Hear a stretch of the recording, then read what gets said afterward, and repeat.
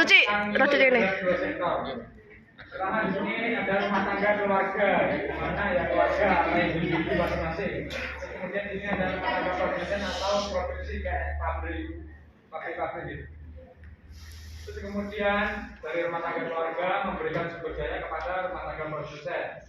Di bawah ini termasuk pasar impor dan berisi faktor produksi seperti kewirausahaan, modal, skill dan lain sebagainya. Kemudian di sini rumah tangga produsen memberikan barang dan jasa yang sudah jadi ke rumah tangga keluarga atau bisa kita sebut sebagai pasar output. Oke, jadi dalam dua sektor ini ada dua pihak yang terlibat, yaitu ada rumah tangga keluarga atau biasa kita sebut RTK dan juga rumah tangga produsen. Di mana yang sering kita ketahui rumah tangga keluarga ini yaitu mempunyai dua peran di sini. Yang paling sering kita tahu itu adalah yaitu sebagai pengganti barang. Tapi di dalam dua sektor ini dia itu mempunyai fungsi lain yaitu sebagai penyedia faktor produksi. Nah, kemudian rumah tangga keluarga ini kan penyedia faktor produksi diberikan kepada rumah tangga produsen untuk diproses. Apa saja faktor-faktor itu? Faktor-faktor itu ada 4. Di antaranya yang pertama adalah sumber daya alam, yang kedua sumber daya manusia, yang ketiga ada skill, dan yang keempat ada modal.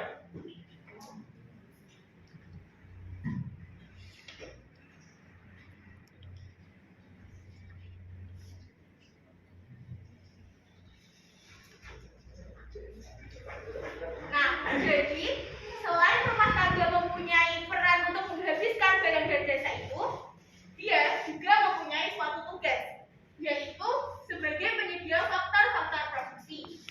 Nah, faktor-faktor produksi ini diberikan pada rumah tangga produsen.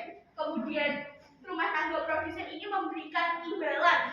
Imbalan itu ada apa saja?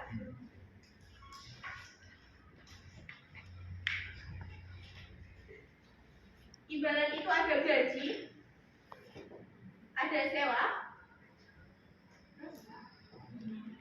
bunga, dan juga ada laba atau keuntungan.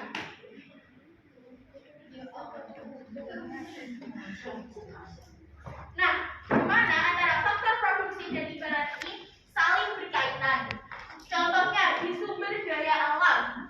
Misal nih, kita kan punya tanah, sawah, atau kalau enggak itu kos. Yang di sini kan ada kos. Nah, ibu kos itu kan punya kos. Kemudian itu disewakan. Nah, itu termasuk pada sumber daya bukan, itu bukan, itu skill. Ini kan gini sumber daya alam itu hubungannya dengan sewa. Kalau sumber daya manusia hubungannya dengan gaji. Kalau skill hubungannya dengan laba. Kalau modal hubungannya dengan bunga.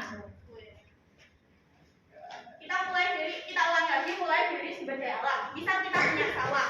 Bapak kita itu punya sawah. Ada yang punya sawah bapaknya? Nah, terus sawahnya kalau misal itu sawahnya nggak digunakan, nah itu disewakan. Itu termasuk bagian yang ini. Kalau sumber daya manusia, misal kita punya tenaga. Kemudian kita bekerja, kita mengeluarkan segala tenaga kita akan mendapatkan gaji. Nah, itu saling keterkaitan. Kemudian kalau kita punya skill, kita punya keterampilan, kita akan mendapatkan suatu laba atau keuntungan.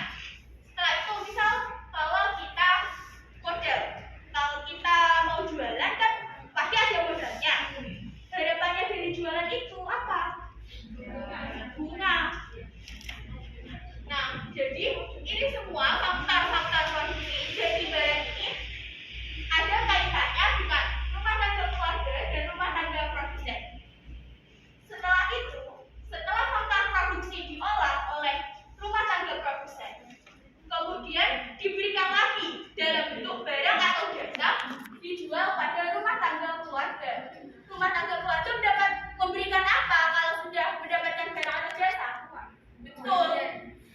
Pembayarannya menggunakan uang. Nah, itu adalah diagram dua sektor yang telah kami buat dan juga terang. Apakah dari sini mungkin ada yang ditanyakan? Udah, ya.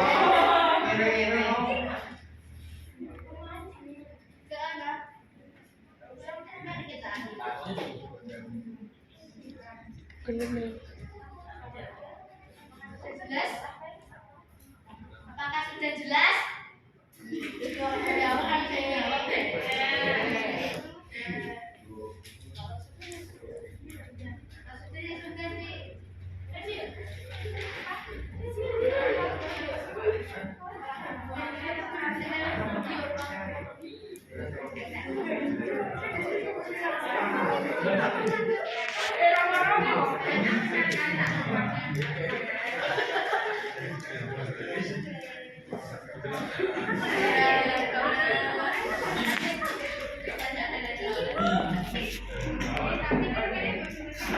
Oke, dari sini jadi nggak ada yang ditanyakan. Nah, jadi intinya rumah tangga keluarga dan produsen itu memiliki hubungan, yaitu ketika rumah tangga keluarga itu bukan hanya yaitu menghabiskan barang-barang dan jasa yang dihasilkan oleh rumah tangga produsen, tetapi rumah tangga konsumen juga menyediakan faktor-faktor produksi. Begitu juga rumah tangga produsen memberikan imbalannya yaitu royalti.